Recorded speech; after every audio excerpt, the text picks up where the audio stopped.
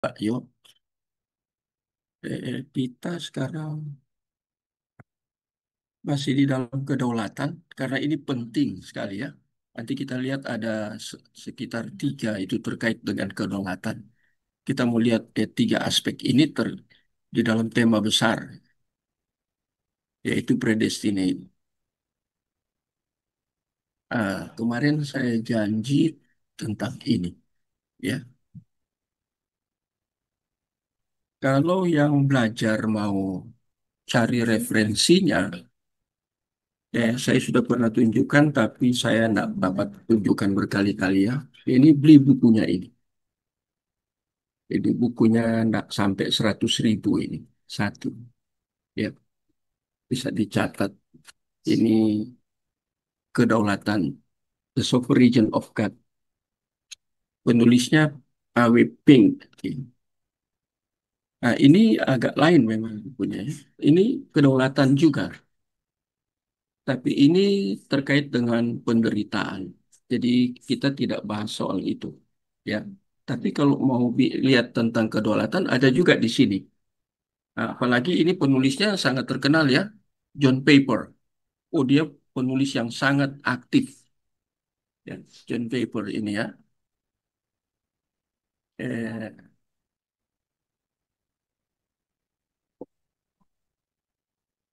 dia sangat terkenal. Kemudian ada Justin Tyler juga ya. Ini direktur teologi. Eh,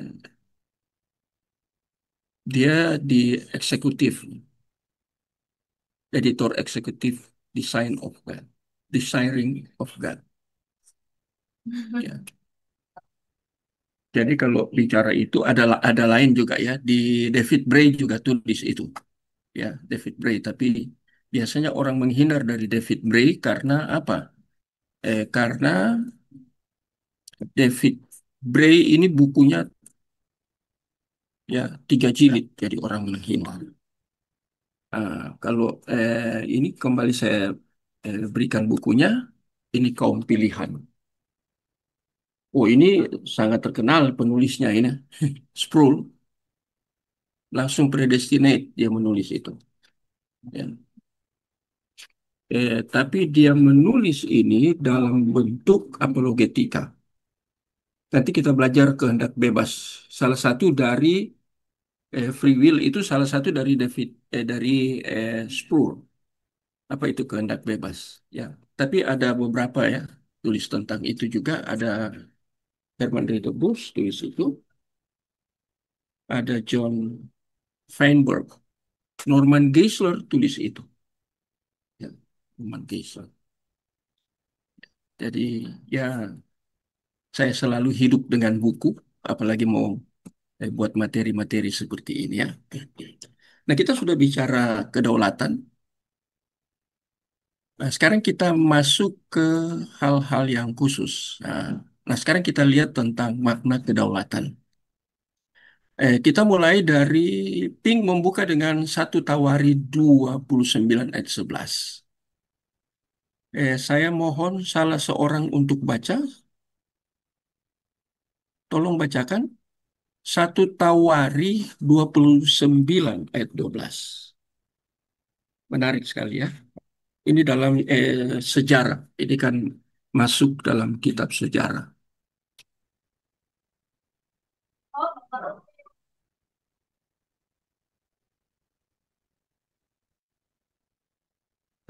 Tawari.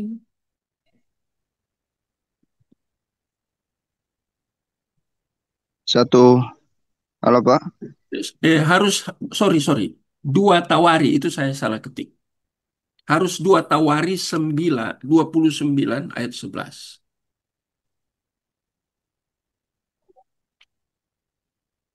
Oke, 29 ayat 11.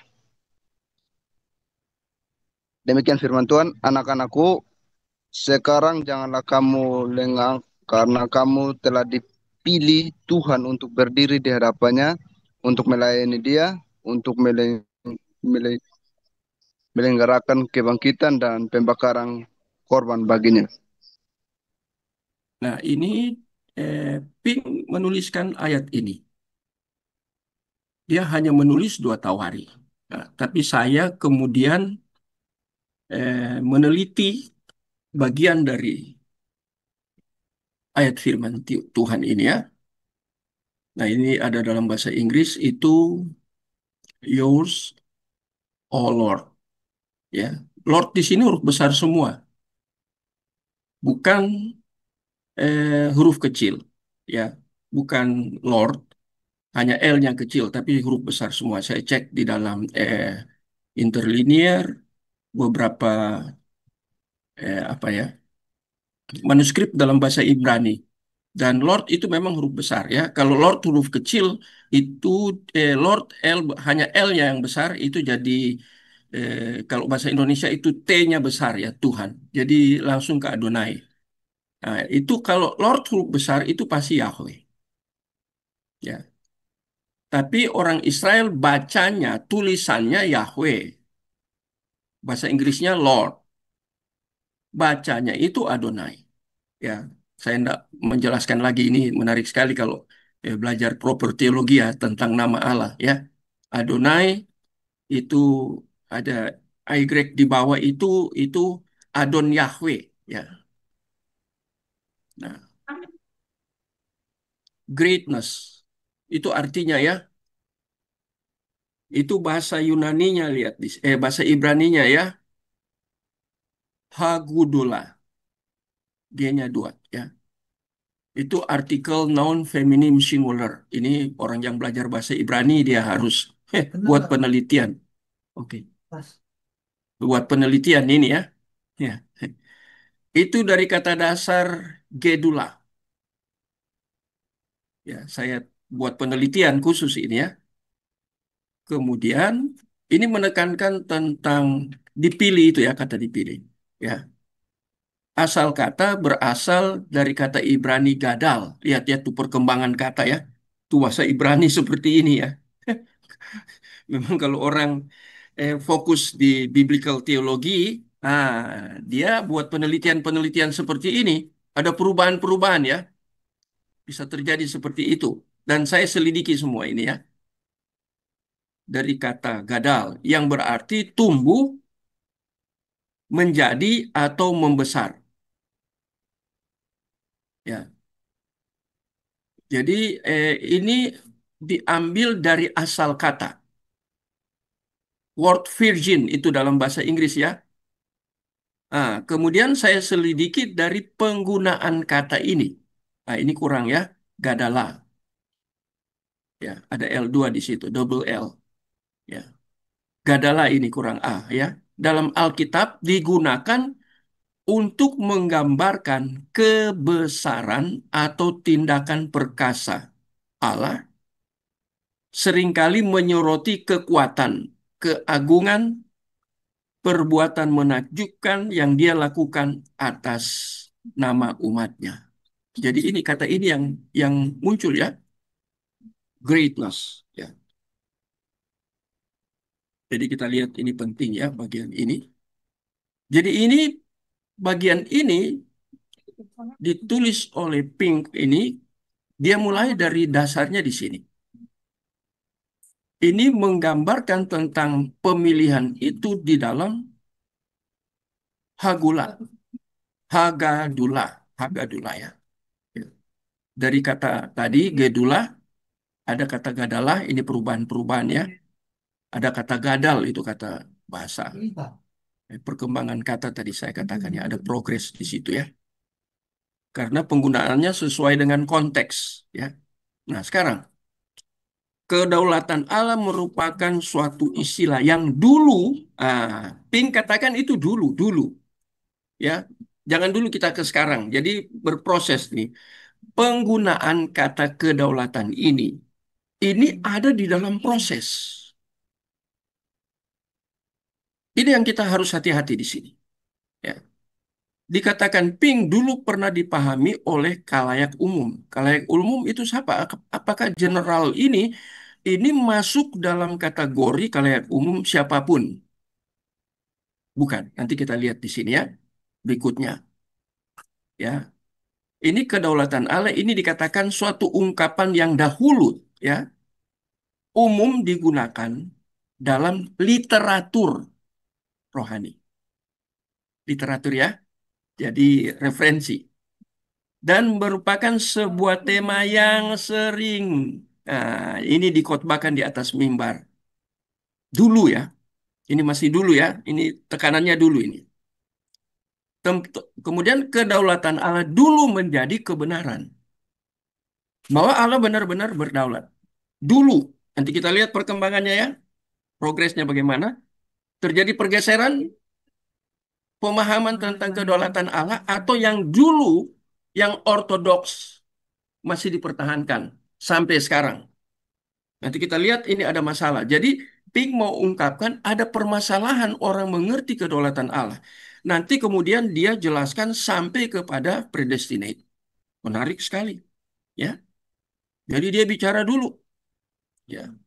Itu dikatakan itu kedaulatan Allah dulu menjadi kebenaran yang membawa penghiburan bagi hati banyak orang, ya.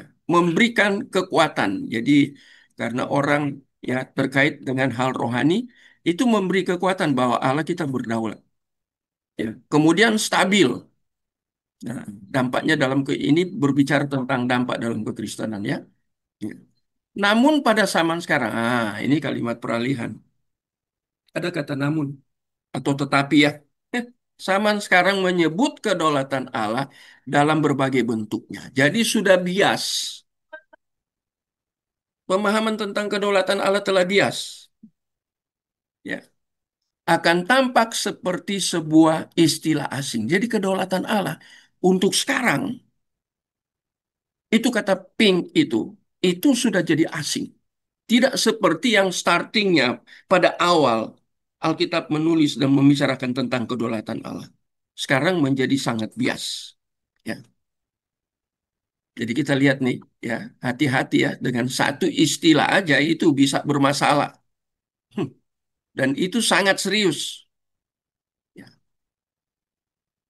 Seandainya gereja menyatakan bahwa khotbah hari ini berjudul kedaulatan Allah, maka hal itu kedengarannya seolah-olah kita sedang mengutip suatu istilah dari bahasa kuno.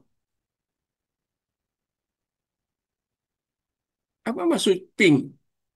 Seolah-olah itu dikutip dari bahasa kuno.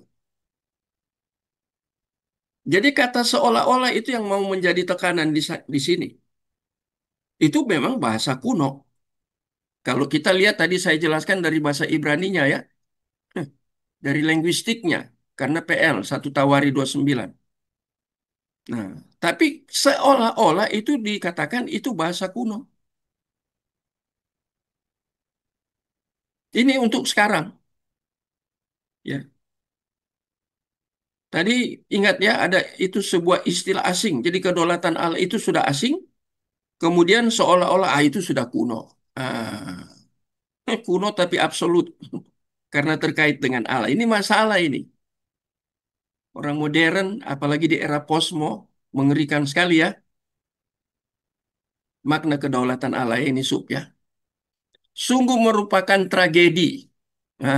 Lihat ya makin jelas. Jadi tragedi ini bahwa doktrin yang merupakan inti sejarah. Jadi kedaulatan itu ketika disingkapkan oleh Allah bahwa Dia Allah yang berdaulat itu terjadi dalam sejarah. Dan sejarahnya siapa? Allah di luar sejarah. Dia masuk dalam sejarah. Sejarahnya siapa? Umat pilihan Allah di dalam perjanjian lama. Itu sejarah historis ya. Jadi sejarah Allah di tengah-tengah umat pilihannya, umat miliknya, umat perjanjian, covenant. Ya. Dia menyingkapkan tentang kebenarannya itu hanya kepada covenant, umat perjanjian, umat yang dipilih oleh dia.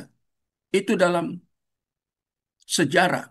Ya, ini sungguh merupakan tragedi bahwa doktrin yang merupakan inti sejarah. Nah, Tadi sejarah. Yang kedua ini penafsir providensi. Artinya Allah di dalam kedaulatannya itu dia berprovidensi. Apa itu providensi? Nanti di berikutnya kita akan khusus bicara ini. Hubungan antara providensi dan predestinasi. Ini tapi sudah mulai disinggung di sini. Karena ini saya mengutip apa yang ditulis oleh Pink. Nanti kita bahas tersendiri. Tapi saya memberi gambaran. Providence itu membicarakan tentang pemeliharaan. Allah memelihara. Memelihara terkait dengan apa? Terkait dengan umat pilihan.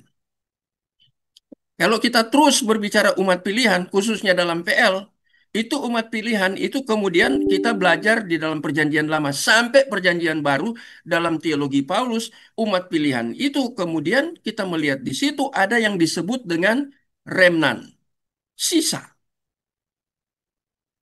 Jadi itu terjadi di dalam sejarah umat pilihan, kemudian terus ditampi, kemudian ada sisa.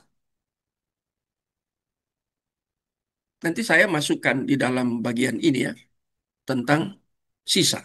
Ini penting sekali. Jarang orang eh, mengajarkan tentang remnant teologi. Jarang. Tapi itu ada. Iya, saya pernah ngajar di kelas MTH di Surabaya, salah satu STT. Ya, sebagai dosen tamu, mereka minta saya mengajar tentang temanya The Providence of God.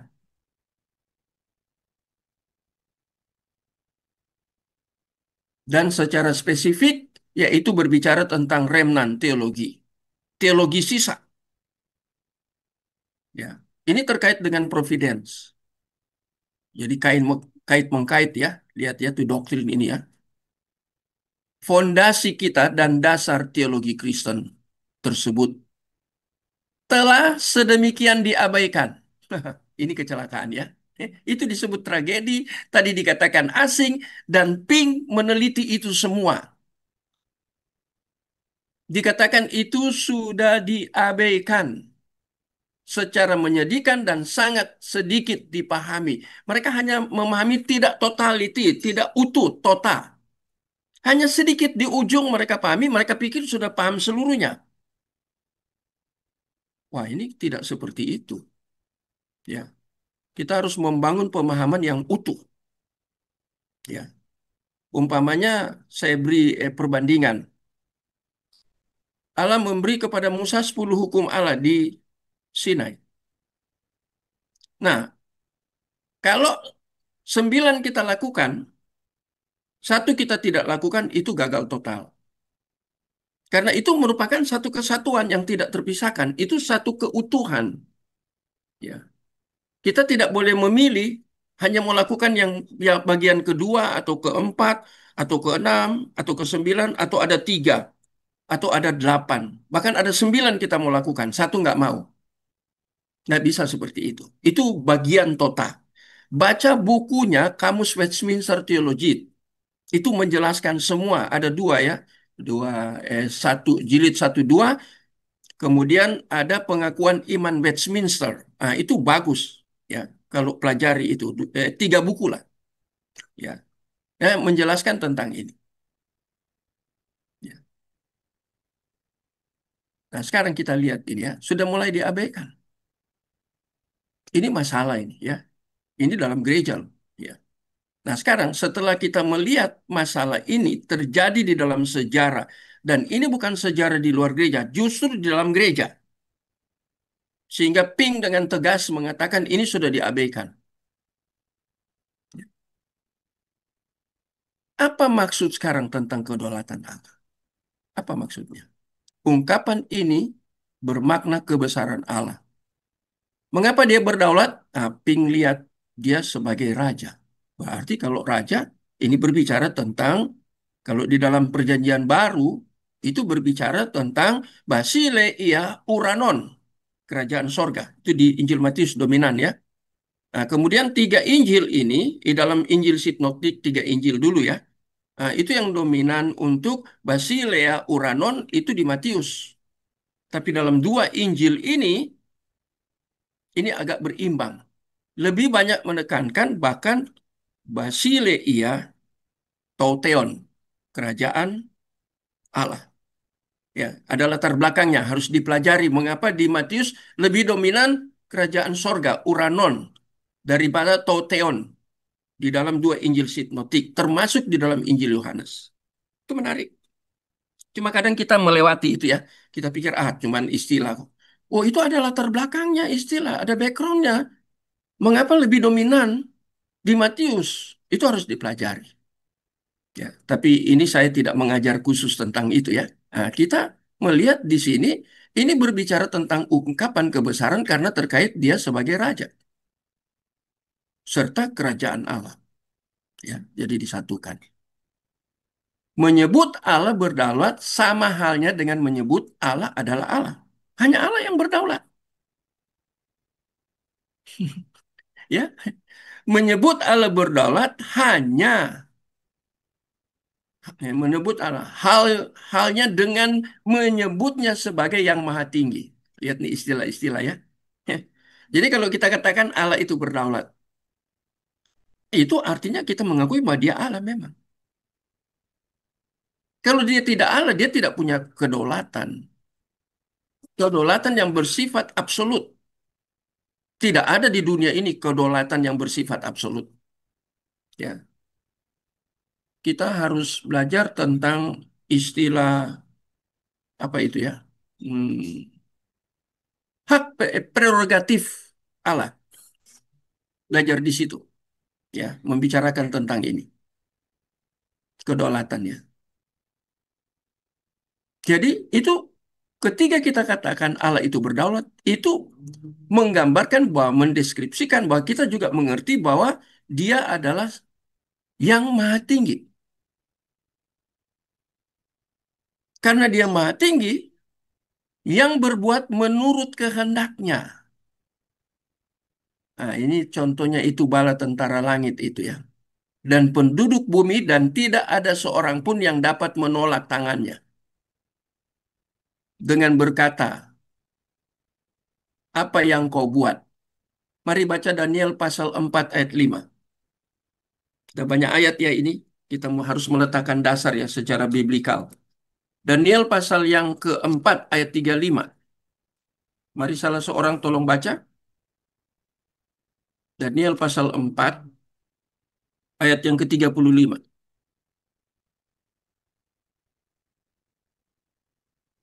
Silakan.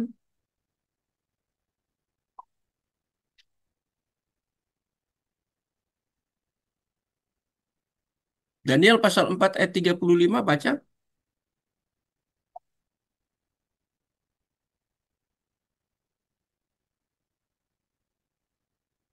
Gak ada yang baca, saya baca aja ya. Tapi kedengaran suara saya ya. Saya khawatir saya jelaskan enggak, tidak Saya didengar. saya aja, Pak. Apa Bu Marta mau membaca? Silakan kalau Bu Marta mau baca. Ya, Pak, sebentar, Pak. Mari silakan. Bantu ya. Ya.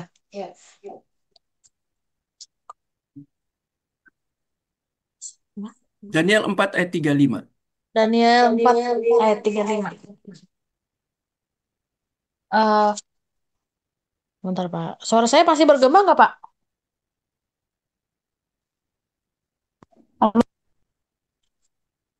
Kitab Daniel Ya, pasal Daniel 4 4 ayat ayat yang 35. 35. Semua penduduk bumi dianggap remeh.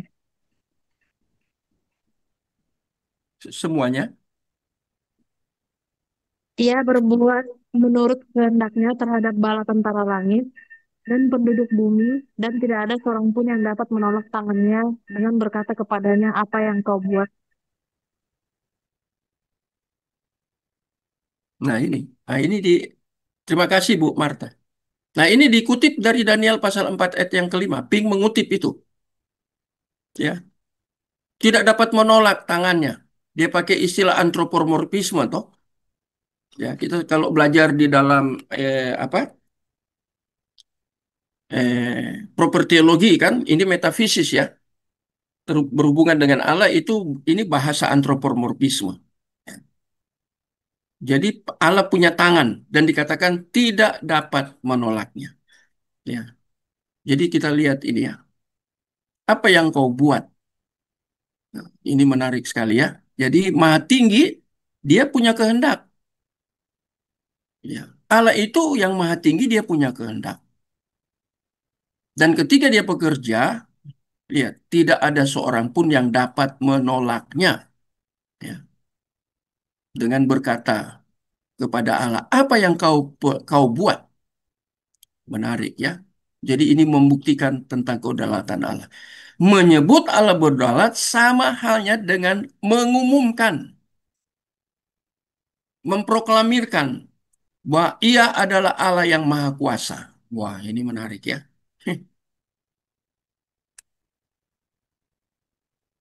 Jadi ketika kita katakan Allah berdaulat, ya, itu kita sedang memproklamirkan atau mengumumkan bahwa Ia adalah Allah yang Maha Kuasa.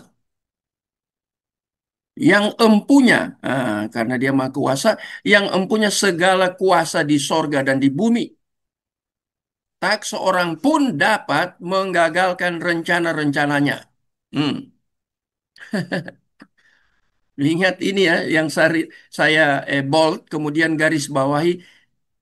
Ya, ini dapat menggagalkan rencana-rencananya. Jadi apapun yang Allah rencanakan, tidak ada seorang pun yang bisa komplain, apalagi menggagalkan.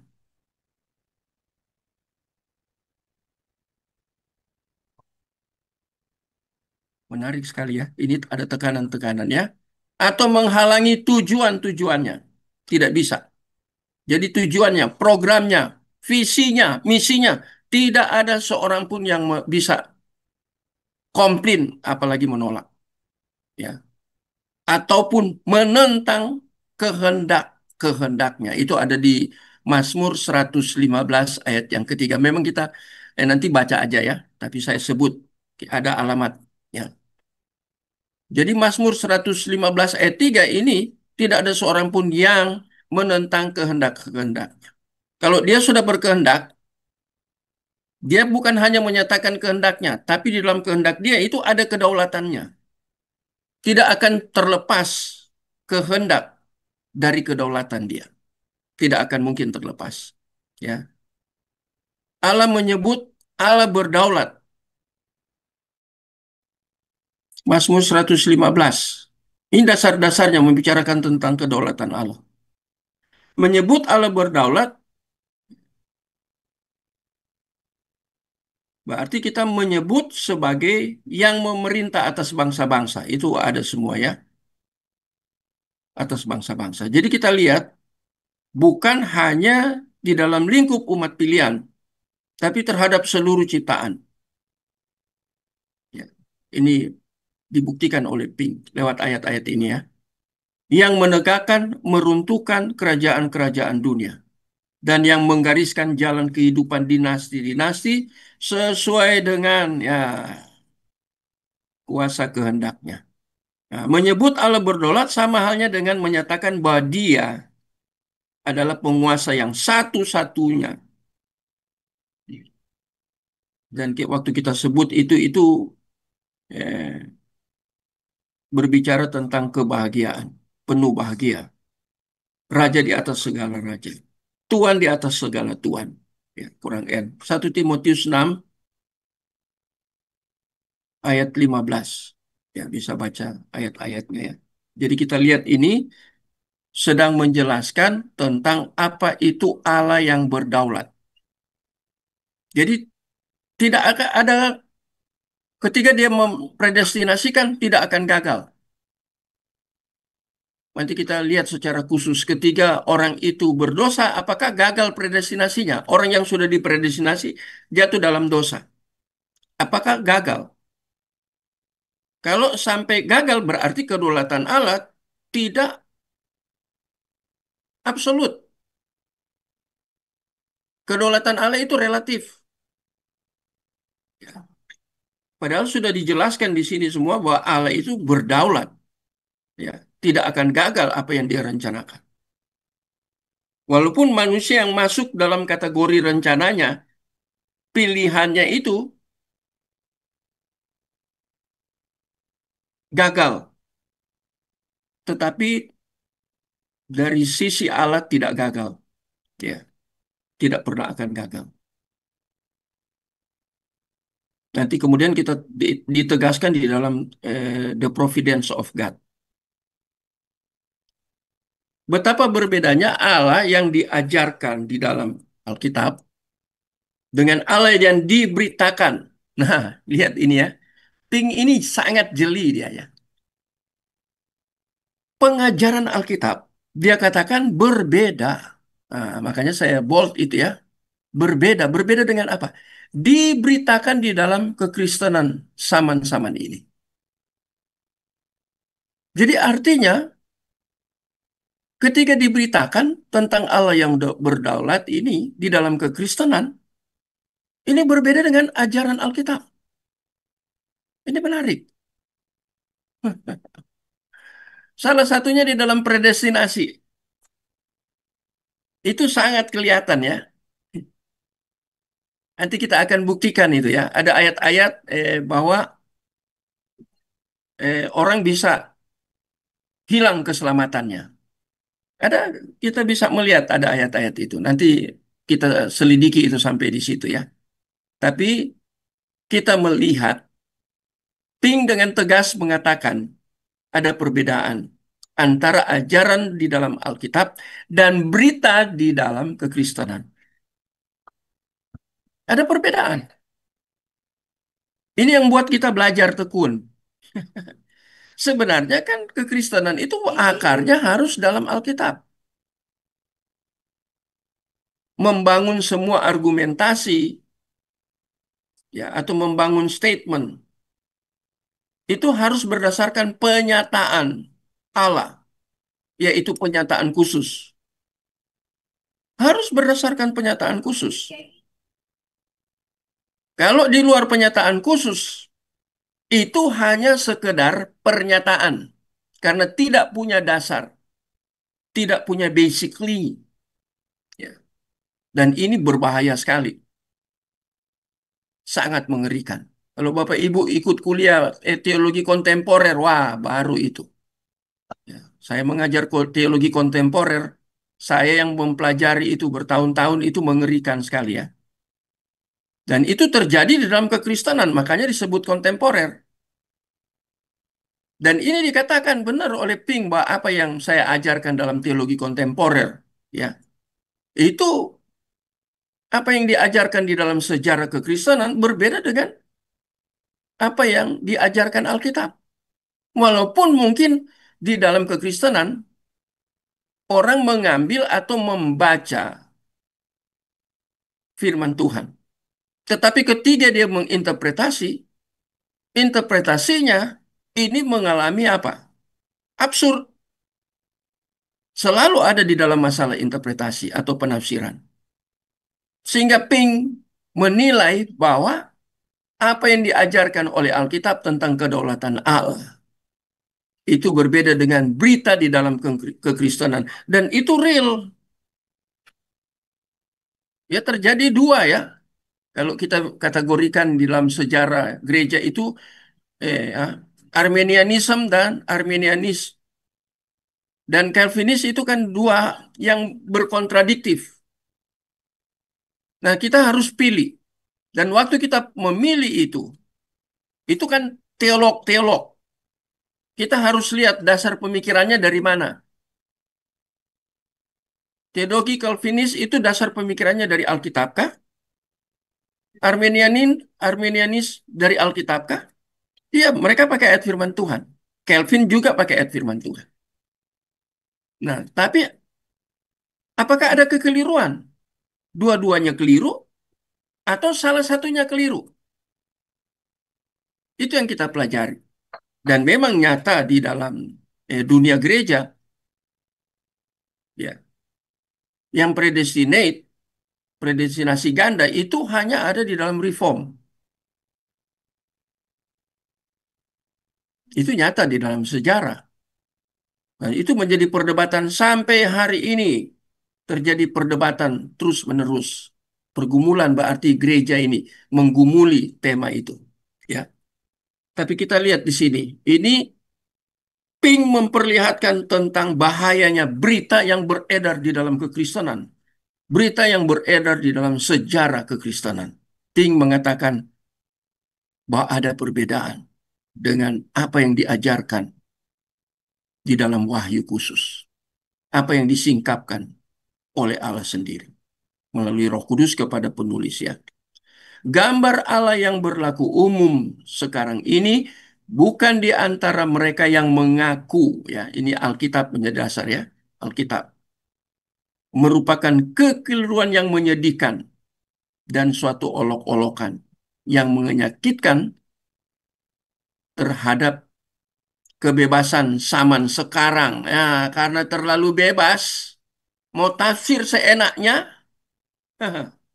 akibatnya ini zaman sekarang ya, ya adalah keberadaan tidak berdaya dan lemah. Nah, itu karena masalah kebebasan, kebebasan zaman itu mempengaruhi cara menafsirkan. Ini mengerikan, menyedihkan, ya. Ini dikatakan ping ini keberadaan tidak berdaya dan lemah. Ini akibat mau bebas yang tidak membangkitkan rasa hormat dan yang berpengertian. Rasa hormat kepada siapa? Kepada Allah yang punya kedaulatan. Orang sudah tidak mau hormat Allah. Karena orang menafsirkan atau menginterpretasi bukan seperti yang Allah kehendaki di dalam kedaulatan kehendaknya. Tidak. Ya. Dan ini dikatakan rasa hormat, ya. Tidak membangkitkan rasa hormat dan berpengertian. Ya. Allah yang ada dalam konsep populer sekarang ini semata-mata merupakan kreasi sentimentalis, cengeng, ini ya, dan merupakan objek yang lebih membangkitkan rasa kasihan daripada rasa hormat. Rasa kasihan terhadap Allah, mau bela Allah kah? Allah tidak perlu dibela dengan semua kebenaran yang ada di dalam Dia. Dikatakan ini ya, pink ini keras ya. Coba hamba Tuhan sekarang model pink gini ya. Saya sudah baca bukunya, banyak bukunya jadi dari John Calvin ya. Ada hamba-hamba Tuhan yang keras ya, yang kuat ya teologinya. Tidak berbicara ya dengan tidak jelas ya dan tidak pernah berkompromi ya. Entah dia mau diterima atau tidak, yang penting kebenaran. Banyak hamba Tuhan sekarang lebih memikirkan apa? Supaya diterima lebih banyak orang, diterima lebih banyak gereja. Akhirnya kebenaran disingkirkan. Nah, ini Pink mengkoreksi ini. Dia menggunakan kreasi sentimentalitas, cengeng. Ini istilah baru lagi ya. Dan merupakan objek yang lebih membangkitkan rasa kasihan daripada rasa hormat. Harusnya kan Allah dihormati dengan apapun yang dia putuskan. Apapun yang dia kehendaki di dalam kedaulatannya, itu harus dihormati, bukan dikomplain. Bukan. Menarik. Kita secara umum diajarkan bahwa Allah Bapa menghendaki suatu karya keselamatan bagi seluruh umat. Ya. Dan bahwa Roh Kudus sekarang ini sedang bekerja untuk memenangkan dunia bagi Kristus. Nah, ini hati-hati ini. Bagian ini ya. Namun satu persoalan yang demikian umum tidak tidak umum terlihat bahwa banyak manusia binasa dalam dosa. Ya. Sudah tidak ada pengharapan manusia. Banyak.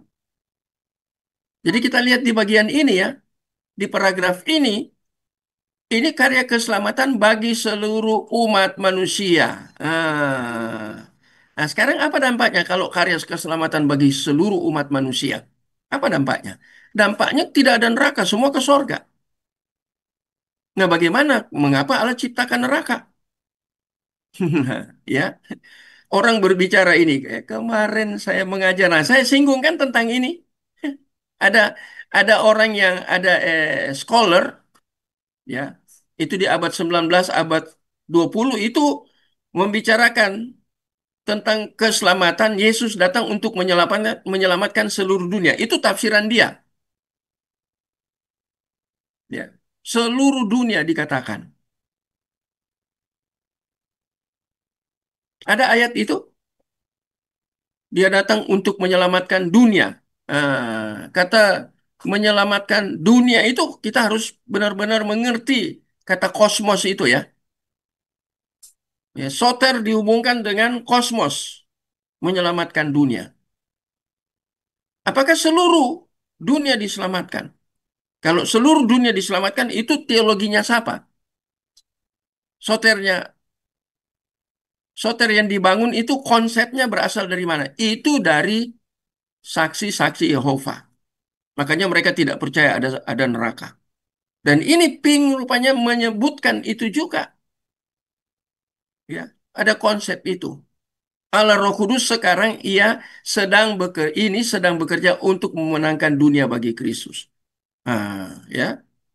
Jadi sekarang Pink bicara tentang karya keselamatan Kristus yang sudah selesai, itu di dalam teologi reform itu sering disebut dengan karya keselamatan yang selesai, itu objektif. Tapi sekarang Pink bicara tentang Allah Roh Kudus. Memenangkan dihubungkan dengan Kristus. Pink berbicara tentang Roh Kudus, tapi dihubungkan dengan Kristus. Ini pekerjaan yang sudah diselesaikan oleh Kristus, diteruskan oleh Roh Kudus. Itu maksud Pink di sini ya. Dan ini menarik. Ya. Tapi yang Pink maksud ada konsep di mana orang berbicara tentang keselamatan itu untuk seluruh dunia, menangkan dunia bagi Kristus. Padahal Alkitab tidak berbicara seperti itu. Ya, sehingga muncul persoalan ya. Secara real muncul persoalan apa itu? Banyak manusia binasa dalam dosa. Sehingga mereka tidak punya pengharapan. Berarti keselamatan itu tidak ke seluruh dunia, tidak seluruh dunia. Kristus bukan bagi dunia, tapi bagi orang pilihan. Ya. Hal ini sama dengan menyimpulkan bahwa Allah Bapa itu sedang menunjukkan, ya, sedang ya, oh ini ya, banyak manusia binasa dalam dosa dan sedang menuju pada kekekalan yang tidak berpengharapan. Nah, itu neraka kan? Itu gambaran neraka. Ya, hal ini sama dengan menyimpulkan bahwa Allah Bapa itu tidak bisa diandalkan. Bahwa anak Allah itu mengecewakan. Dan bahwa Allah Roh Kudus itu memang pecundang. Ini tiga pribadi dimunculkan Pink sekaligus. Menarik sekali itu ya. Ini kalau diperdalam ini dalam sekali ini ya. Nah, jadi dikatakan ini, kalau pandangan seperti yang di atas ini, bahwa keselamatan itu untuk seluruh dunia. Kemudian secara real ini banyak manusia yang binasa dalam dosa. Artinya kan ke neraka. Binasa dalam dosa ya. Binasa. Saya ingat ketiga eh, ada kata di sini binasa, itu Yohanes 10 ayat yang ke-10b ya. Aku datang, itu pencuri datang atau enggak bacalah supaya saya tidak keliru ya. Yohanes 10 ayat 10. Kita harus baca ini kalau gini-gini karena saya bisa salah. Yohanes 10 ayat 10. Ini ada kata binasa di situ ya. Yohanes 10 ayat 10. Apa dikatakan di sini ya? Di 10. Pencuri datang hanya untuk mencuri, satu, yang kedua membunuh, dan yang ketiga membinasakan. Kok dibedakan ya? Mencuri, membunuh, itu puncaknya, yaitu membinasakan. King hanya mengambil binasa dalam dosa. Nah, ini kan artinya ke neraka, kekekalan. Ya. Dan ketika muncul konsep ini, yang bagian kedua ini bahwa manusia itu binasa dalam dosa, Ini berarti menyimpulkan bahwa Allah Bapa itu tidak bisa diandalkan. Karena ada orang, ini tafsiran ya, ada orang yang binasa. Bagaimana Bapa itu bisa diandalkan kalau binasa? Ya. Bahwa Allah anak mengecewakan. Bagaimana tentang Allah anak yang mengeksekusi tentang keselamatan itu? Ya. Mengecewakan karena ada yang binasa. Dan bawa Allah Roh Kudus. Nah, ini Allah anak ini yang tadi saya katakan ya. Tapi dikatakan di sini secara negatif ya. Ini mengecewakan. Allah anak itu disebut mengecewakan. Tadi Bapa ya tidak bisa diandalkan. Anak mengecewakan. Ini menekankan tentang tadi soteriologi yang objektif. Nah, sekarang dan bahwa Allah Roh Kudus memang pecundang. Nah, ini tentang yang bagian soter tapi di dalam soteriologi subjektif. Nah, itu menarik. Ya. Jadi kita lihat di sini ya. Mengatakan bahwa rencana semula Sang Pencipta telah dikacaukan oleh dosa. Sama artinya dengan menurunkan dia dari tahta. Jadi waktu penciptaan manusia itu ada tohu wabohu itu dalam bahasa Ibrani ya. Ya, iblis artinya setelah Allah menciptakan, kemudian iblis kemudian mengacaukan. Itu kalbar. Pandangan Barth itu. Saya pernah membaca itu. Dia menjelaskan tentang istilah bahasa Ibrani tohu wabohu. Kemudian dia katakan tohu wabohu itu artinya iblis mengacaukan. Yang sudah ditata Allah, diciptakan Allah, iblis mengacaukan.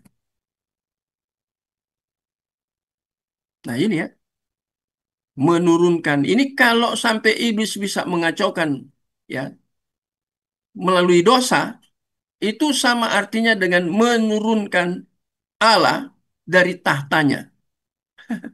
Allah menjadi rendah karena diturunkan. Berarti iblis berhasil mengkudeta Allah dengan cara dia mengacaukan.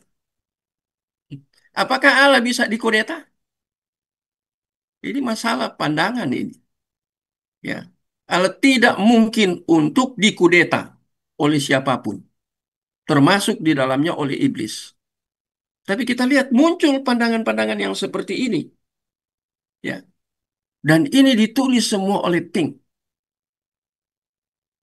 Ya, sangat menarik. Apa saudara sudah belajar sampai ke sini? Hah? Belajar khusus tentang kedaulatan Allah.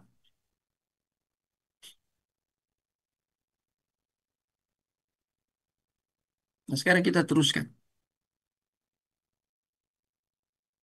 Menyatakan bahwa Allah terpanjang dengan peristiwa di Taman Eden. Nah, dihubungkan dengan Taman Eden. Dan bahwa sekarang sedang mengatasi suatu bencana yang tak terduga. Berarti menurunkan yang maha tinggi. Nah, ini ada eh, kurangnya satu-satu huruf. Ya. Jadi ini disangkutkan dengan di Taman Eden ini. Manusia pertama jatuh dalam dosa. Nah, kemudian dilihat ke sekarang. Ya. Ini disebut sebagai suatu bencana yang tak terduga. Artinya Allah tidak menduga terjadi bencana ini. Nah, bagaimana kalau Allah itu salah satu atributnya itu yaitu Maha tahu. Dan di sini dikatakan di sini ini bencana ini tak terduga. Jadi Allah tidak pernah pikirkan itu kalau bisa terjadi. Kalau kita menggunakan bahasa antropomorfisme, ya konteksnya untuk Allah. Dan berarti kalau ini Allah tidak mengerti, dikatakan tak terduga, itu berarti menurunkan Allah yang maha tinggi itu ke derajat yang sama dengan yang terbatas. Argumen yang menyatakan bahwa manusia merupakan makhluk yang bebas dan penentu nasibnya. Nah, ini mulai kelihatan di sini ya. Ada dua hal ya.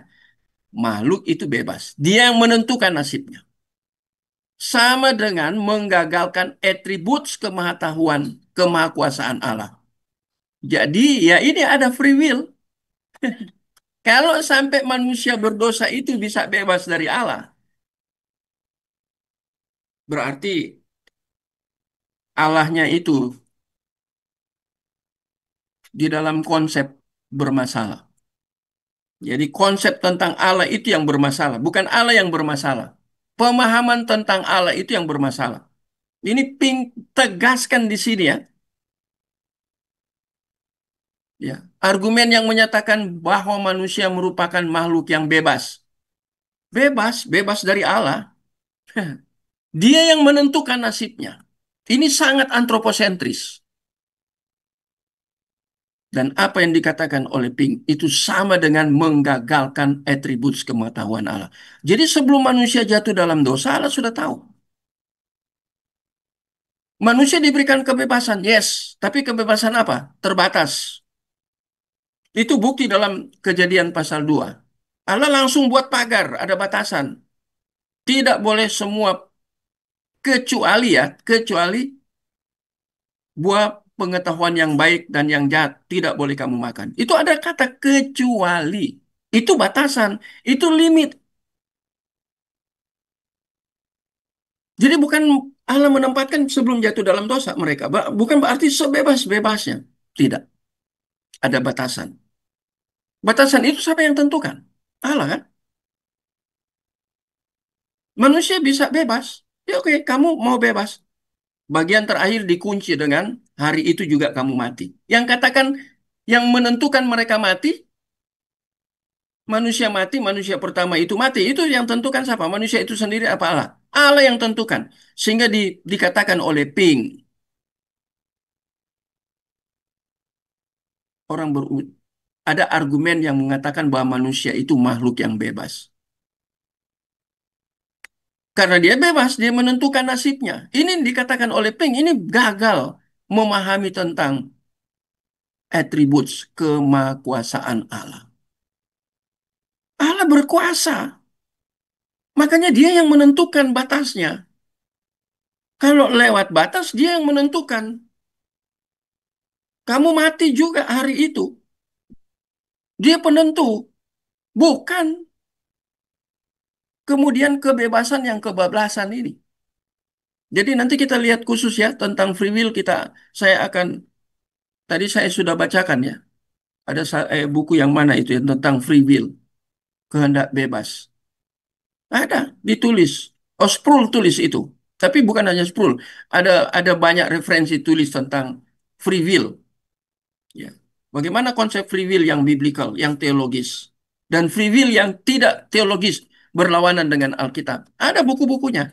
Referensinya ada. Tinggal kita punya kemauan untuk belajar, mempelajari. Ya. Dan harus lihat ke Alkitab. Dasarnya dari situ. Jadi kita lihat di sini ya, ini sudah mulai terlihat di sini ya. Pink sudah jelaskan di sini tentang bebas di sini. Free will ini yang bebas ya. Argumentasi ini berkontradiktif dengan kemahakuasaan Allah. Kalau manusia itu bisa bebas dari Allah, itu berarti manusia itu dia penentu. Kalau manusia jadi penentu, manusia itu jadi Allah. Nggak pernah ada ciptaan menjadi Allah. Ciptaan is ciptaan. Allah is Allah. Dia tetap Allah. Kita sebagai ciptaan, sebagai manusia, kita tetap manusia. Tidak akan berubah. Tinggal manusianya, manusia yang dipilih atau manusia yang tidak dipilih. Manusia yang ke sorga atau manusia yang ke neraka. Nah, tinggal itu kan. Jadi Pink sudah menggambarkan di sini. Ya. Dia mengcounter tentang argumentasi tentang free will ya. Kalau free will pasti itu diikuti dengan penentu nasib. Karena dia bebas dari Allah. Siapa yang bisa bebas dari Allah di bawah kolong langit? Tadi di atas kan kita lihat ya firman Tuhan itu ya dari apa dua tawari ya tadi itu. Mulai starting ping dari situ ya, dua tawari. Bangsa-bangsa aja lain itu Allah yang menentukan. Yang melembutkan hati Firaun dan mengeraskan hati Firaun siapa? Ketika Israel izin lewat Musa untuk keluar tanah Kanaan. Yang mengeraskan hati Firaun dan melembutkan hati Firaun, Bagian firman Tuhan itu katakan apa dalam konteks itu? Allah yang mengatur. Itu luar biasa ya. Ini berbicara tentang kedaulatan Allah. Jadi bukan berpusat kepada manusia antroposentris. Orang yang mau katakan free will itu antroposentris. Hati-hati dengan kalimat itu. Justru ketika kita menyebut kalimat itu, kita sudah terikat. Ya. Dan itu keliru. Itu bertentangan dengan firman Tuhan. Nah, sekarang kita lihat. Ciri pengajaran modern adalah bahwa ciptaan telah melanggar batas-batas yang telah ditetapkan. Nah, itu tadi saya katakan ya. Oleh Sang Pencipta. Bahwa Allah sekarang ini hanya penonton. Nah, di bagian bagian ini, setengah ini dari kalimat yang panjang ini kelihatan baik, ya, ajaran modern ini ya, telah melanggar batas-batas yang telah ditetapkan oleh Sang Pencipta. Dan bahwa Allah sekarang ini hanya sebagai penonton. Ini bagian ini yang bahaya. Allah cuma menonton yang tanpa daya melihat dosa dan penderitaan yang diakibatkan oleh kejatuhan Adam dalam dosa. Apakah benar bagian ini? Ini mengerikan ya, sangat mengerikan. Jadi Allah hanya menonton, penonton di sini. Dia penonton jadi dia tidak berdaya karena dosa. Ini secara langsung konteks cara berpikir modern ini atau pengajaran modern ini dikatakan oleh Pink. Ini secara langsung mengingkari pengajaran yang jelas mengenai kita, khususnya di dalam Mazmur, ya, pasal 76 ayat 11. Mari kita baca ini Mazmur 76 ayat 11. Salah seorang baca Mazmur 76 ayat yang ke-11. Kita dikejar waktu ya. Mazmur 76 ayat yang ke-11. Mazmur 76 ayat yang ke-11. Sesungguhnya panas hati manusia akan menjadi syukur bagimu, dan sisa panas hati itu akan kuperi, kuperikat pinggangkan.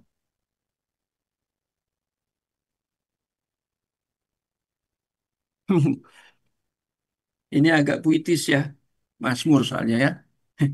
Sesungguhnya panas hati manusia akan menjadi syukur bagimu.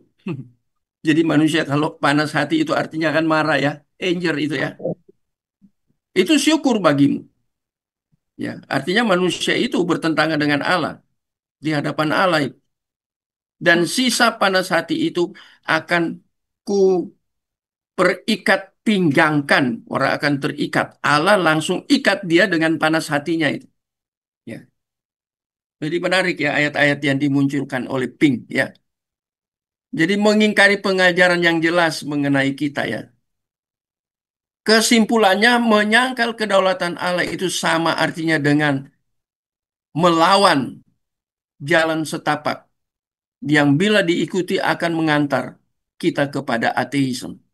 Jadi ini kita terjebak dalam cara berpikir ateisme. Kalau kita melawan tentang kehendak kedaulatan Allah, termasuk orang yang melawan predestinate. Orang yang melawan predestinate tidak menerima konsep teologi predestinate. Dia walaupun Kristen, tapi Pink katakan ini sebenarnya dia ateis. Dia hanya pakai baju agama saja. Tapi cara berpikirnya, mindsetnya, knows-nya, noesisnya, ateis. Keras banget ya. Ada hamba-hamba Tuhan yang Tuhan munculkan kerasnya seperti ini. Langsung dikategorikan itu ateis. Mengapa? Karena melawan kehendak kedaulatan Allah.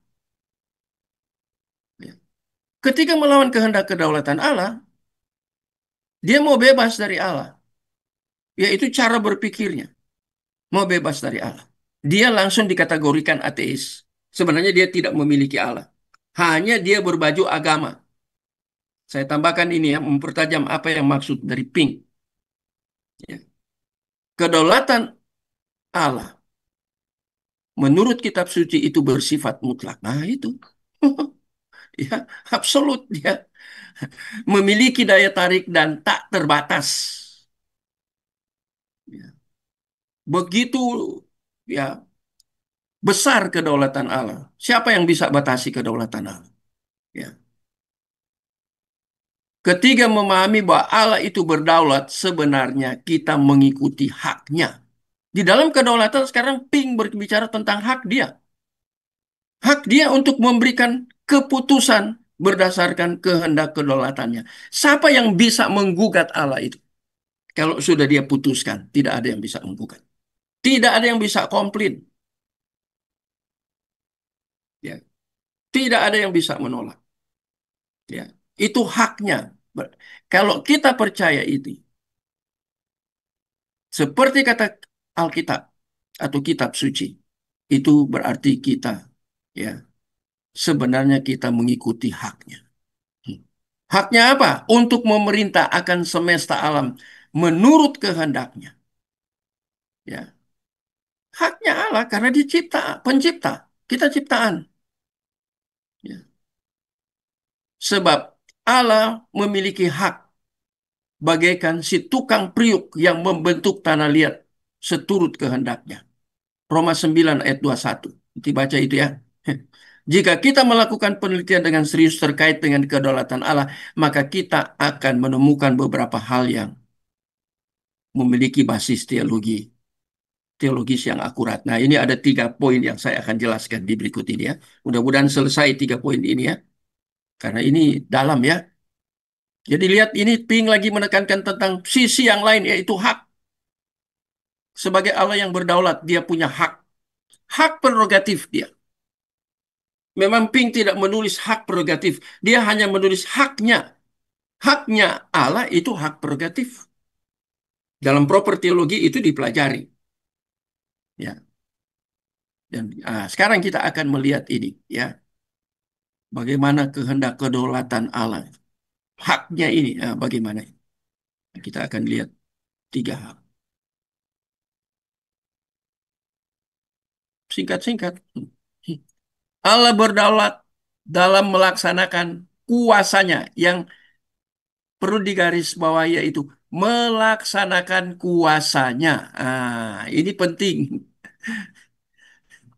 Kuasa kedaulatannya. Dia berdaulat. Kedaulatan mencirikan keberadaan Allah. Ya, nah ini menarik sekali ya tentang eksistensi Allah. Ya, kalau dia Allah dia pasti berdaulat. Nah, itu maksudnya ya. Dan ia berdaulat dalam seluruh atributnya, sifat-sifatnya itu. Ya, kalau kita belajar khusus tentang sifat Allah, ada yang bersifat permanen hanya untuk dirinya sendiri. Ada yang kemudian diberikan kepada umat sifatnya ya. Ia berdaulat menggunakan kuasanya dimanapun dan kapanpun ia berkehendak. Ini di garis bawah ya, berdaulat. Mau gunakan kuasanya, tidak terbatas. Ya. Fakta ini terlihat jelas dalam setiap halaman kitab suci. Kuasa tersebut pernah terlihat vakum. Ini menarik. Kelihatannya vakum. Apa maksudnya dengan istilah vakum? Apakah kuasa Allah? Kita yang melihat sepertinya vakum, itu maksudnya. Dalam rentang waktu yang cukup panjang. Namun kemudian kembali dengan kekuatan yang tak tertahankan. Contoh, tentang Firaun pernah melarang umat Israel untuk pergi, ya itu ya, ke padang gurun. Lalu apa yang terjadi? Allah menginginkan, artinya di sini, Allah menginginkan umat Israel kan untuk pergi ke tanah perjanjian. Tapi Firaun melarang. Berarti ini kontradiksi antara Allah dan Firaun. Ya. Dan kelihatan berkali-kali itu ya. Ya. Itu dia pakai istilah kelihatannya vakum di sini. Ya. Lalu apa yang terjadi? Allah menyatakan kuasanya dan umatnya dibebaskan dari para penindas yang bengis, itu dibinasakannya. Ya, jadi ada banyak contoh kalau kita melihat ya. Jadi ini dia melaksanakan apa yang dia sudah programkan, rancangkan, rencanakan, visikan terkait dengan melaksanakan kuasa. Dia ingin Israel sampai di tanah perjanjian di Kanaan. Ada penghalang Firaun, ada proses, tapi dalam proses itu tetap sampai ke tanah. Dia melaksanakan kedaulatannya, ya melaksanakan, dilaksanakan melalui kuasanya. Nah, sekarang ini contoh kan? Nah, sekarang ini kan contohnya kita baca dalam Alkitab. Nah, kalau sekarang itu kan dia pakai istilah vakum ya. Allah seakan-akan berdiam.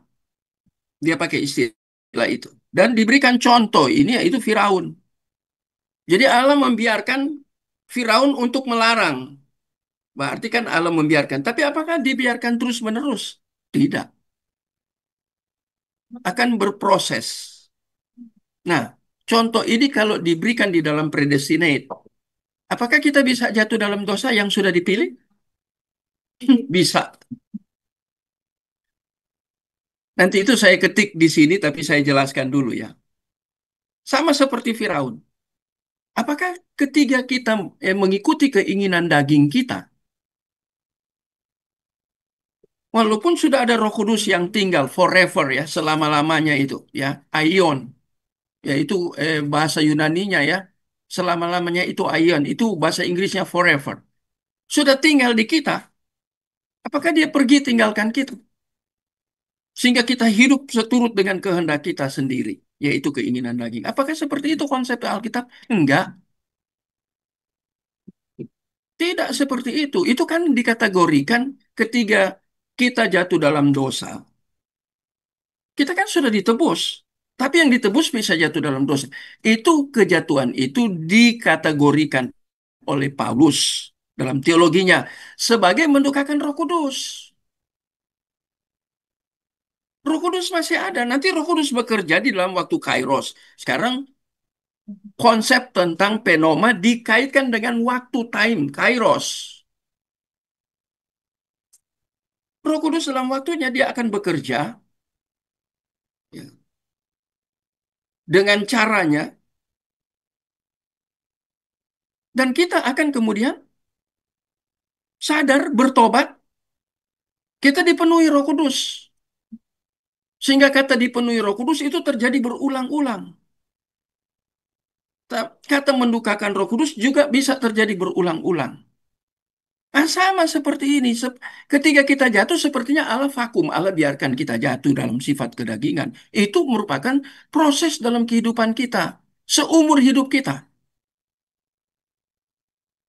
Contohnya sini, di sini. Ya, ada lagi contoh lain ya. Allah menyatakan kuasanya dan umatnya dibebaskan.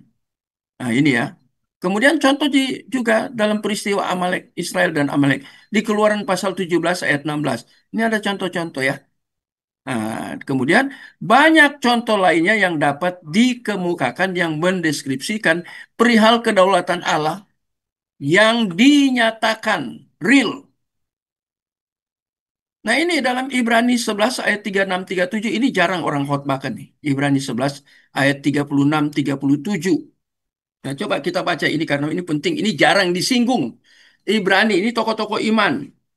Sekarang mulai ayat yang ke-36. Hanya dua ayat saja. Ini penting. Ibrani pasal 36. 36, sorry ya. Pasal 11.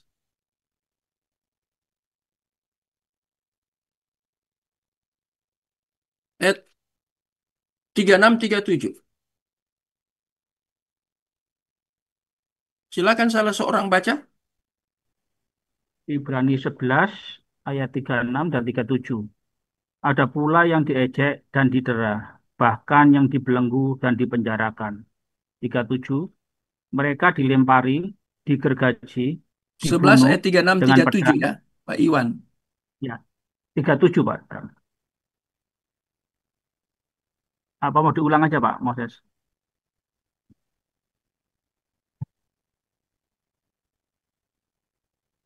Ibrani 11 ayat 36.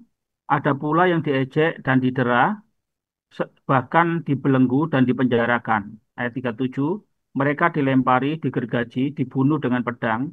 Mereka mengembara dengan berpakaian kulit domba dan kulit kambing sambil menderita kekurangan, kesesakan, dan kesiksaan. Oke, terima kasih Pak Iwan. Ya, itu ayat 36, ayat 37 ya. Nah, harus baca sampai di ayat 40 loncat. Saya bacakan ya. Sebab Allah telah menyediakan sesuatu yang lebih baik bagi kita. Tanpa kita mereka tidak dapat sampai kepada kesempurnaan. Nah, dihubungkan ya. Ini peristiwa masa lampau. Ini tentang penderitaan umat, ya, tokoh-tokoh iman. Ya. Sederhana, berpakaiannya sederhana ya, kulit binatang. Kemudian mereka diejek, disiksa. Ah, itu semua kan yang digambarkan di sini ya. Ini jarang dikhotbahkan ini, ya. Apakah mereka itu dikategorikan itu vakum, ala vakum. Seakan-akan dibiarkan. Untuk mempelajari ini, saya anjurkan tadi, ini kan penderitaan ya. Nah, baca bukunya John Piper dengan Justin Tyler. Ini penderitaan. Penderitaan dan kedaulatan Allah. Bagaimana penderitaan umat termasuk tokoh-tokoh iman ini di dalam Ibrani 11 ayat 36 terus sampai ayat 40 ya. Mereka menderita, mereka hidup sederhana. Ah, ini baca bukunya ini. Bagaimana kedaulatan Allah di dalam penderitaan tokoh-tokoh beriman. Ada di sini. Ya. John Piper dengan Justin Tyler tulis itu. Jadi kita lihat di sini Allah tidak pernah gagal. Allah seakan-akan membiarkan vakum. Ada lagi buku itu siapa yang tulis ya, dokter dari Amerika, saya lupa. Bukunya tipis sekali. Ketiga Allah tidak ku mengerti. Ketiga Allah tidak ku mengerti. Menarik temanya aja mengerti. Mengapa Allah tidak mengerti? Tidak mengerti. Ah, dia memberikan banyak contoh. Ya, ketiga Allah tidak ku mengerti. Ya, berkaitan dengan dunia misi. Dia menulis buku itu berkaitan dengan dunia misi. Ya, Allah memanggil seseorang itu masuk di dalam dunia misi.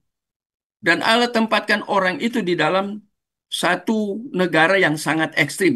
Dan karena mereka ekstrim terhadap agama mereka, mereka anti kekristenan. Sehingga dikejar-kejarlah para misioner. Dan satu kali ada misioneri yang kemudian naik ke tembok untuk menyelamatkan diri. Tapi dia tertembak. Ya, terjadi pendarahan. Mati dia jatuh karena pendarahan, mati dia. Padahal dikatakan oleh penulis buku itu, referensi ini, bahwa Allah yang membawa dia ke tempat itu, ke negara itu. Dia menerima visi dari Allah, kemudian dia pergi ke negara itu. Ini satu contoh yang sederhana aja dalam dunia misi. Tapi mengapa dia sampai seperti itu? Kalau kita lihat contoh di dalam Alkitab, jelas itu ya. 11 rasul. Eh, iya ya, dengan Paulus 12 ya. Yang hanya lolos itu, tidak mati syahid itu kan hanya satu ya, Yohanes. Yang lain semua amblas. Allah vakum kah? Nah, makanya di bagian-bagian bawah ini dicontohkan seperti Stefanus dibunuh. Allah vakum kah? Ya. Mengapa kuasa Allah tidak menolong semua saja? Ini mau kaitkan tentang kedaulatan kehendak Allah. Ini dikaitkan dengan ada hal yang negatif terjadi. Dan itu dicatat oleh Alkitab. Stefanus dibunuh. Ada tadi tokoh-tokoh iman dalam Ibrani 11. Dan ada orang yang menafsirkan ini Allah vakum. Ya. Stefanus dibunuh dan mengapa? Metusalah hidup Nah, ini dibandingkan ya, hidupnya lama ya. Mengapa? Ini jadi pertanyaan-pertanyaan. Mengapa Allah tidak secara langsung memberi firman-Nya kepada umatnya? Artinya lengkap 60. Tetapi harus diproses berapa tahun? Ya minimal 1.500 tahun lamanya Alkitab itu. Jawabannya adalah karena ia bertindak menurut kehendak kerelaannya. Dalam waktunya. Ini bagian ini mengapa Alkitab ya berangsur-angsur diberikan. Ini saya belajar dari Troget Booker. Ketika dia mengajar tentang perjanjian lama. Ketika Alkitab ditulis dalam PL. Ya. Dan dia kaitkan dengan seluruh Alkitab yang kemudian dikanonkan. Kok begitu lama ya? Ya Allah seakan-akan tidak, mengapa Allah tidak memberikan langsung seluruhnya? Supaya langsung beres tahu semua. Nah itu kehendak kedaulatan dia. Siapa yang mau mengatur-ngatur Allah? Tapi kita kadang manusia ini protes. Ya, ada kata mengapa, mengapa. Jadi pertanyaan terus ya. Seperti dulu saya di dalam kebodohan saya karena baru masuk sekolah teologi, saya persalahkan Allah itu di dalam kejatuhan Adam itu.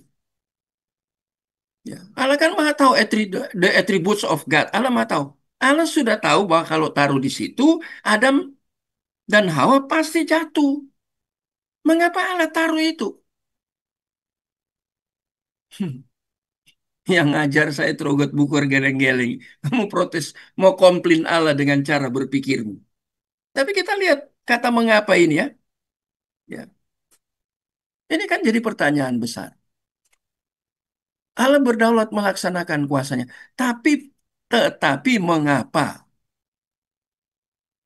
Ada peristiwa-peristiwa yang sepertinya ala alpa di situ atau ala vakum di situ. Ada terjadi pembiaran. Apakah dia tidak melaksanakan kuasanya di situ? Berdaulat ya, kuasanya yang berdaulat. Ini jadi pertanyaan. Dan ini dimunculkan. Ya.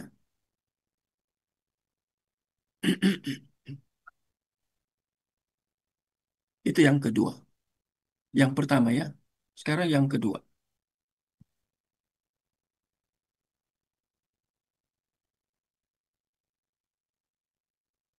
Kalau oh yang pertama tadi kok. Dua kali ya.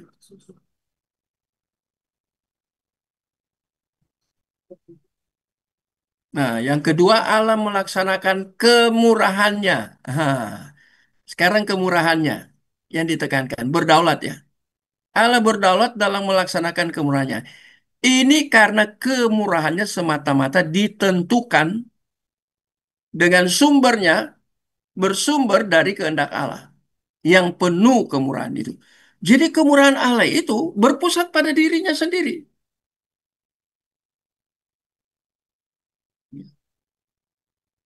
Kemurahan Allah sama sekali bukan suatu hak yang diinginkan oleh manusia. Kemurahan atau belas kasihan merupakan sifat atribut Allah yang mempesona, yang melahirkan, ya mengasihani dan menolong para pendosa. Ini kan karena kemurahan Allah. Nah, kalau sudah singgung-singgung menolong, ya itu Yesus kan, artinya kan penolong ya, Yesu, sang penolong, sang penyelamat. Nah, menolong. Menolong siapa? Para pendosa. Ini berdasarkan apa? Nah, ini disebut kemurahan atau belas kasihan Allah. Belas kasih. Itu sumbernya di mana? Di Allah. Dan dia berbelas kasihan kepada siapa yang dia mau berbelas kasihan. Nanti di bawah dijelaskan ya. Tapi kita lihat di sini. Jadi ini salah satu atribut Allah, kemurahan. Dan tentu saja kita mengetahui bahwa di bawah pemerintahan Allah yang benar itu, tidak ada seorang pun yang celaka jika memang mereka tidak selayaknya mengalami kondisi itu. Jadi, kalau Allah sudah tentukan bahwa mereka tidak akan mengalami kondisi itu, ya dengan demikian yang menjadi penerima kemurahan Allah adalah mereka yang mengalami penderitaan. Nah, tadi dikaitkan dengan penderitaannya di atas ya. Jadi itu dalam kemurahan Allah juga. Nah, kalau kita lihat Paulus itu yang tentang duri dalam daging, yang dia bergumul dalam Korintus, ya, saya pernah bicara itu di apa ya, di seminar di Jakarta.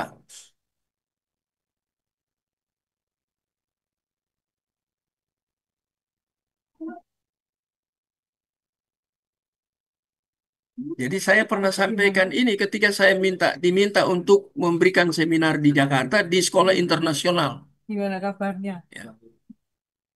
Jadi itu. Jadi saya menjelaskan tentang mengapa ada duri dalam daging. Itu juga di dalam kemurahan Allah. Tapi apakah Allah membiarkan? Tidak. Allah justru meneguhkan. Lihat Stefanus waktu dirajam. Apakah Allah meninggalkan dia? Tidak. Dan kita yakin bahwa yang rasul-rasul itu, yang 11 rasul itu meninggal, kecuali Rasul Yohanes. Semua itu di dalam penyertaan Allah. Sehingga mereka kuat dalam penderitaan. Nah, buku tadi yang saya tunjuk. Ya, kita harus belajar di dalam teologi penderitaan. Ya, suffering theology. Itu menarik sekali ya. Itu diambil dari mana ini kalau dikaitkan dengan penderitaan? Filipi pasal 1 ayat 29. Itu dia harus diteliti, didalami. Di dalam penderitaan ada kemurahan Allah. Kadang orang hanya menekankan, mengekstrimkan tentang penderitaan. Dia tidak melihat bahwa ada Allah di situ yang berperan untuk orang tersebut masuk di dalam penderitaan itu. Ya.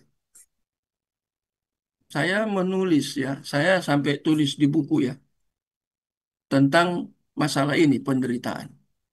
Kadang kan orang menganggap Allah tidak melakukan kemurahannya. Allah bermurah hati walaupun dalam penderitaan.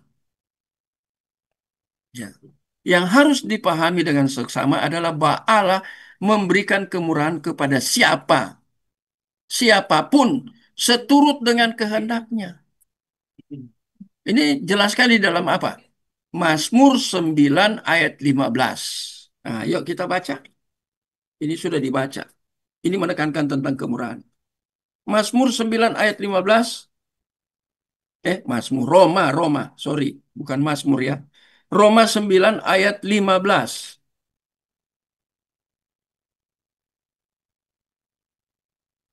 Roma 9 ayat. Sebab ia berfirman kepada Musa, aku akan menaruh belas kasihan kepada siapa aku menaruh belas kasihan. Dan aku akan bermurah hati kepada siapa aku mau bermurah hati. Jelas. Itu kehendak kedaulatan dia. Nggak bisa kita protes. Yang menarik, Paulus meneruskan di sini. Jadi hal itu, jadi hal itu tidak tergantung pada kehendak orang atau usaha orang, tetapi kepada kemurahan hati Allah. Menarik kan? Jadi kalau dia di dalam konteks ini kan pilihan atas Israel. Ada nama-nama yang dimasukkan di dalam bagian ini kan? Khususnya dua nama ya. Siapa itu? Yakub dan Esau.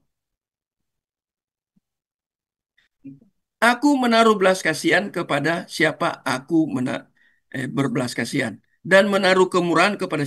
Ini kan soal predestinate ini masuk. Roma pasal 9 ini predestinate ini. Ini di PL aja sudah terbagi. Sudah terlihat itu predestinasi. Jadi sebenarnya kalau kita mau pelajari predestinasi secara dalam, berdasarkan kemurahan, ya, kedaulatan Allah, kita pelajari dari PL.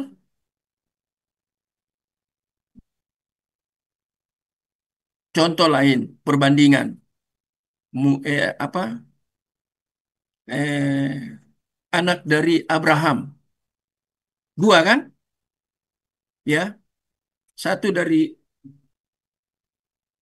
siapa ini? Gundiknya. Satu dari istri sahnya, Sarai. Ada dua kan? Itu jelas sekali itu. Ada perbandingan. Di situ terjadi split di situ. Tapi orang seringkali tidak memperhatikan itu. Tapi kita melihat di sini, ya, jadi dia melaksanakan kemurahannya itu berdasarkan kedaulatan Dia. Ya. Hal ini mengindikasikan bahwa sebenarnya orang itu tidak memiliki kualitas apapun yang menjadikan ia berhak menerima pertolongan istimewa dari Yesus. Tetapi Yesus melakukan kehendak kedaulatan terhadap orang tersebut. Ya, itu Yohanes pasal 5 ayat 1 sampai 9, yaitu tentang orang lumpuh yang di kolam itu. Orang itu tidak meminta kepada Tuhan untuk menolong. Tuhan kasihanilah aku. Tidak ada dari kalimat orang itu. Ya, dari orang itu. Dia tidak berbicara Tuhan kasihani. Yesus yang mengambil inisiatif. Di antara banyak orang di kolam itu, dia hanya memilih satu orang untuk menyembuhkan. Ingat, dari situ kita belajar ya, bahwa kesembuhan itu tidak bisa kita seperti di altar call, kita panggil semua orang ke depan yang sakit, kemudian kita mau doakan semua sakit. Yesus aja waktu dia berinkarnasi. Banyak orang di dalam kolam Bethesda itu. Kalau mau selidiki, lihat di beberapa komentar. Tapi kehendak Yesus itu dan kemurahan Yesus itu hanya dicurahkan kepada satu orang. Yaitu si lumpuh, yang lain kan enggak. Yesus kalau gitu tidak adil. Yesus pilih kasih. Nah, itu kan penilaian kita.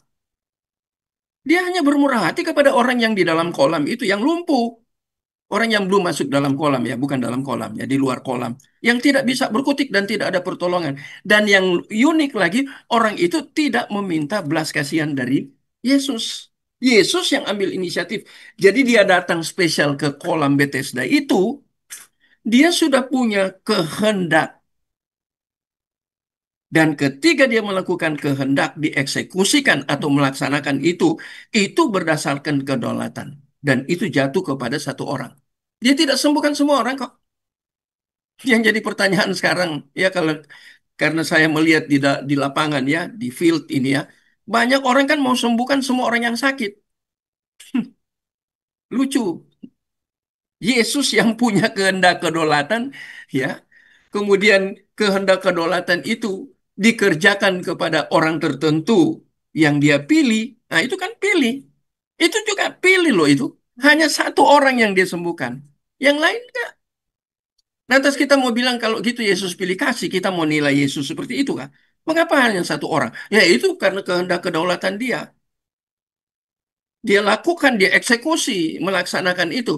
Itu contoh yang bagus sekali itu ya. Dalam Yohanes pasal 5 ayat 1 sampai 9. Peristiwa orang lumpuh. Itu dia bedakan. Kita ini kadang merasa kita paling mampu, kita paling tahu, kita paling mengerti. Semua orang kita mau sembuhkan, doakan. Yesus enggak.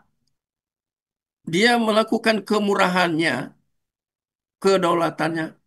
Itu dasarnya kehendak dia. Semua orang punya kehendak di dalam kolam yang sakit-sakit itu.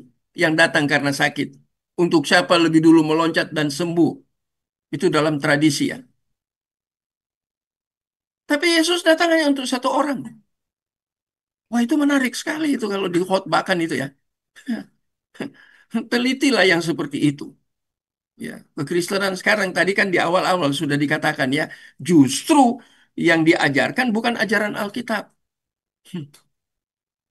Itu tadi. Pink katakan seperti itu ya. Jadi kita lihat di sini di contoh-contoh konkret. Menarik sekali ya. Jadi ini melaksanakan kemurahannya itu ya. Di dalam kedaulatan dia. Dalam kedaulatan dia. Jadi kembali lagi pusat sumber itu kepada Allah. Jangan kita pelintir itu. Apalagi dengan predestinasi ya, soter itu. Ya. Bagian yang ketiga.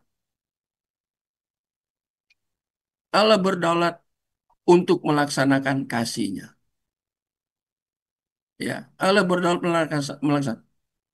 Yohanes 32 ayat 27. Tidak ada seorang pun yang dapat mengambil bagi dirinya kalau tidak dikaruniakan kepadanya dari sorga. Tempat kekal di mana Allah bersemayam, di dalam keabsolutannya, untuk melakukan kehendak kedaulatannya terhadap yang ia kehendaki. Hmm. Ini Yohanes 32 ayat 37 ini menarik. Iya. Baca, baca Yohanes 32 ayat 37 ini menarik ya.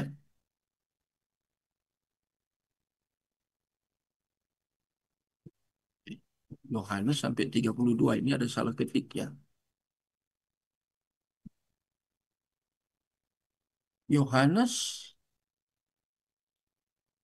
saya salah saya kutipnya salah saya. Bisa cari ya, Yohanes 22 atau Yohanes 12 ini. Ya,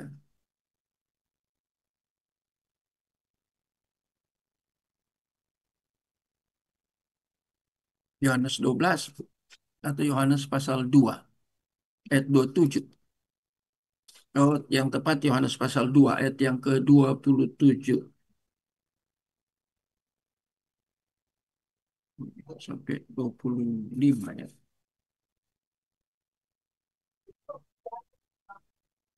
12 ya. Ayat 27. Yohanes 12 ayat 27.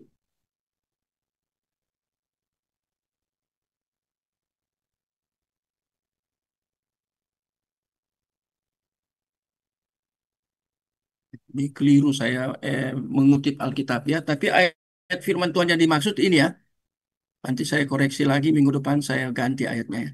Tidak ada seorang pun yang dapat mengambil bagi dirinya kalau tidak dikaruniai. Ini kan karunia, kasih karunia kepadanya dari sorga.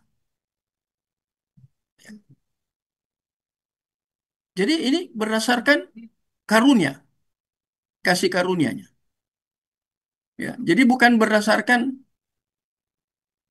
bukan dari bawah tapi dari atas ya. Selalu kan sumbernya di atas. Ya.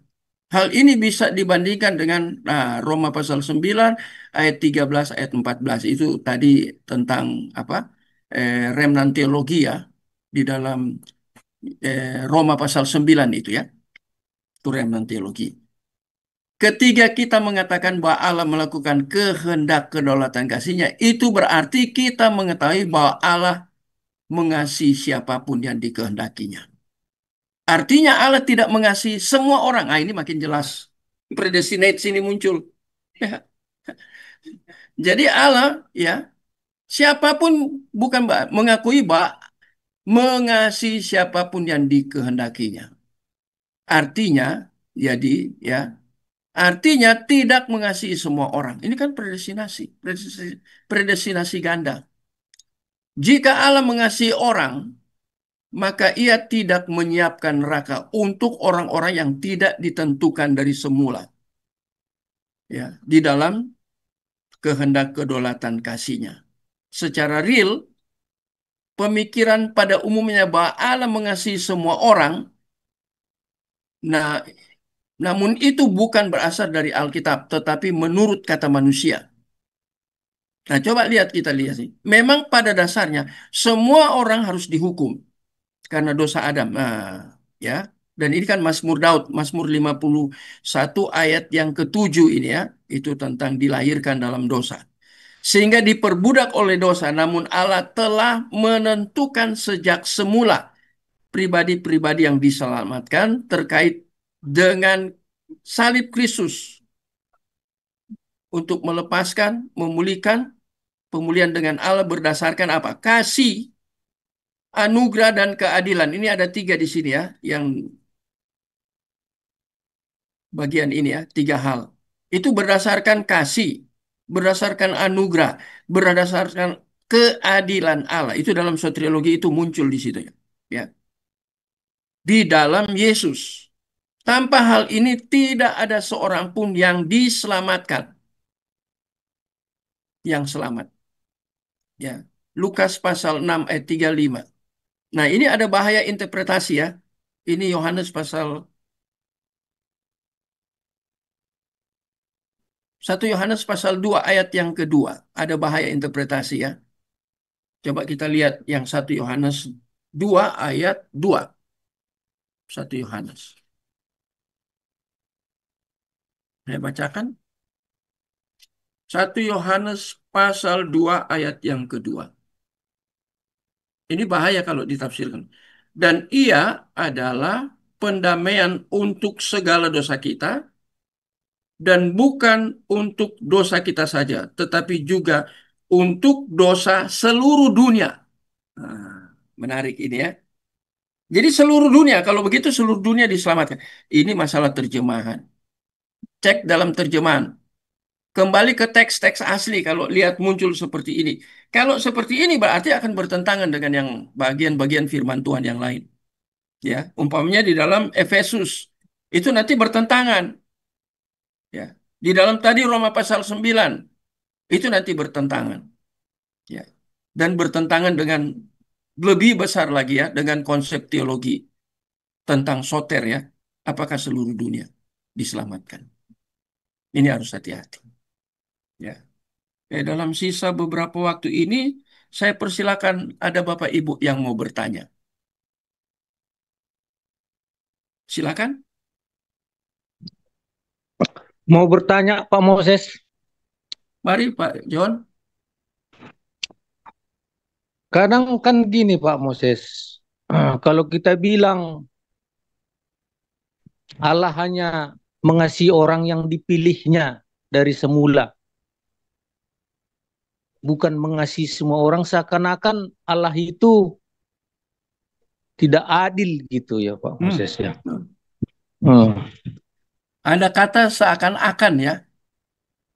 iya, gimana kira-kira itu?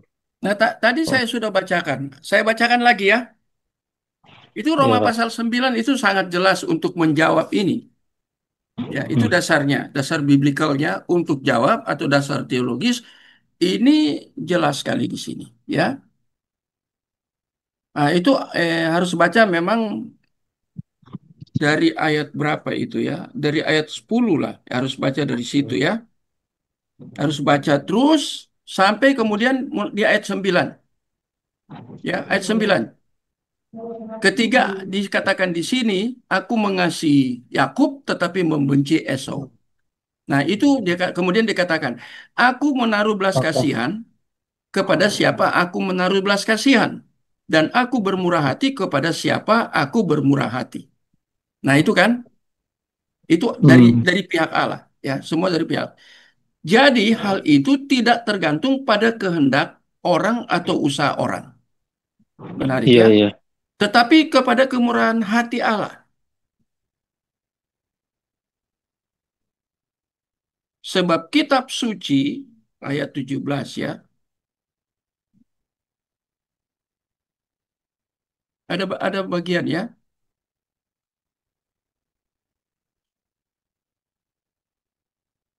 Iya ada bagian itu. Apakah Allah Ada tidak adil? bagian ini ya. Apakah Allah tidak adil? Ada Iya ayat itu betul di Pak. sini, Kak. Iya Roma 9 itu Oh ya, mungkin Pak. itu ayat yang ke-14 di atas. Jika demikian, apakah yang kita sekarang dari kita? Tadi dari Allah di atas ya, ayat 13. Ketika dia hanya mengasihi Yakub, benci Esau. Paulus katakan, jika demikian, apakah yang kita katakan? Jadi penilaian manusia sekarang. Apakah Allah tidak adil?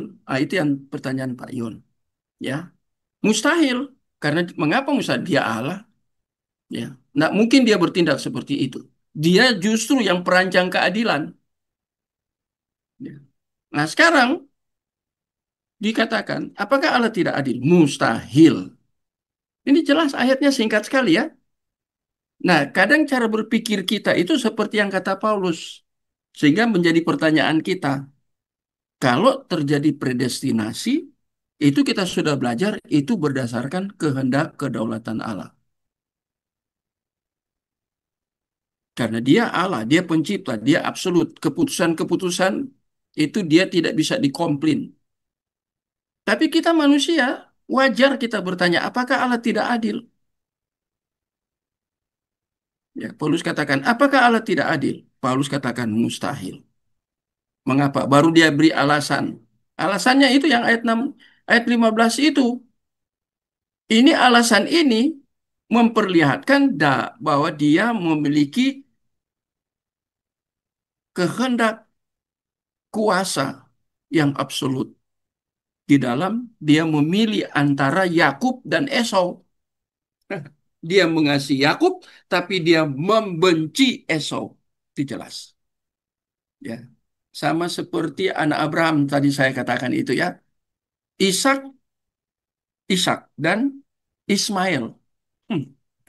Yang pilihan yang mana? Ishak apa Ismail? Ishak, Pak. Ishak. Ishak kan? Hmm. Iya, Pak. Itu yang dijanjikan dari keturunanmu. Keturunanmu maksud di situ apa itu?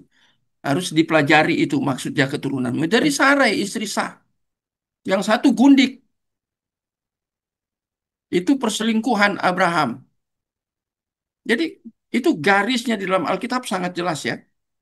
Jadi terjadi pemisahan di situ. Pemisahan antara Israel Utara dan Israel Selatan. Terjadi pemisahan. Terus nanti kita masuk di dalam perjanjian baru ketika Yesus berinkarnasi. Sekarang dia datang kepada Israel yang ada di selatan. Iya kan? Tapi terjadi pemisahan. Dia hanya memilih orang-orang tertentu. Dan musuhnya orang di dalam sinagog. Tokoh-tokoh di dalam sinagog. Dan pada umumnya sinagog. Mereka yang salibkan dia. Terjadi pemisahan di situ. Jadi jelas sekali ya dari benang merahnya itu jelas. Dari PL itu jelas sekali. Jadi kita tidak bisa mengatakan bahwa Allah di situ tidak adil. Allah menuntut keadilan kok di dalam Roma Amos pasal 5 ayat 24 kalau tidak salah. Ketika mereka beribadah Allah tolak tolak tolak tolak. Kemudian di ayat yang ke-24 itu dia katakan biarlah keadilan dan kebenaran itu ya. Saya bacakan aja ya. Ini mau menjelaskan tentang Allah adil. Nah, ada bagian-bagian firman Tuhan di mana kita lihat Allah menuntut dan Allah menekankan keadilan. Jadi tidak mungkin Allah tidak adil. Di Amos itu ya ketiga Allah tolak. Padahal mereka beribadah. Oh, kalau orang beribadah kok ditolak? Kalau gitu Allah tidak adil dong. Orang yang setia memberi persepuluhan kok ditolak? Kalau seperti itu Allah tidak adil. Benarkah Allah tidak adil? Ah, ini kita salah tafsir. Nah, Amos, pasal keberapa? Pasal yang kelima,